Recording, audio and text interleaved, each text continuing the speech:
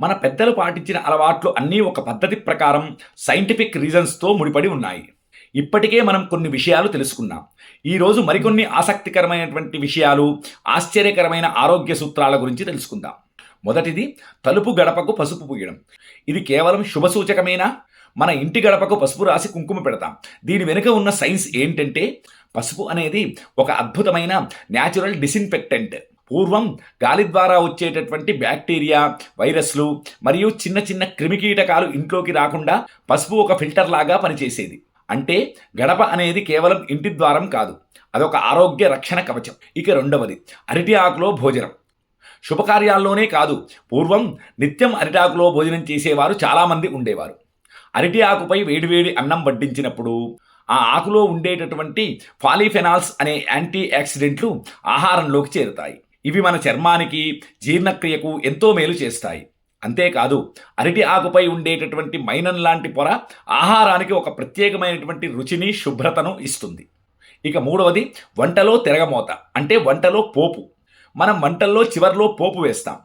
దీని వెనుక ఉన్న రహస్యం ఏంటంటే, పసుపు, మిరియాలు లేదా మెంతుల్లో ఉండేటటువంటి ఔషధ గుణాలు నూనెలో వేడి చేసినప్పుడు మాత్రమే యాక్టివేట్ అవుతాయి. అందుకే మన తాతలు పోపుకు అంత ప్రాధాన్యత ఇచ్చేవారు. ఇక నాలుగవది, భోజనం చేసేటప్పుడు మౌనం. మనం అందరము కూడా జనరల్గా తినేటప్పుడు ఏదో ఒకటి మాట్లాడుకుంటూ తింటూ ఉంటాము. కానీ తినేటప్పుడు మాట్లాడకూడదు అని పెద్దలు చెబుతారు. సైన్స్ ప్రకారం మనం మాట్లాడుతూ తింటే గాలి కూడా కడుపులోకి వెళ్ళి గ్యాస్ సమస్యలు వస్తాయి. అలాగే మన మెదడు ఆహారం మీద కాకుండా మాటల మీద దృష్టి పెడుతుంది. దీనివల్ల ఆహారం సరిగ్గా నమలడం మర్చిపోతాం. మౌనంలో తిన్నప్పుడు లాలాజలం బాగా ఊరి ఆహారం నోట్లోనే సగం జీర్ణమవుతుంది. ఇక ఐదవది, చేతులతో తినడం.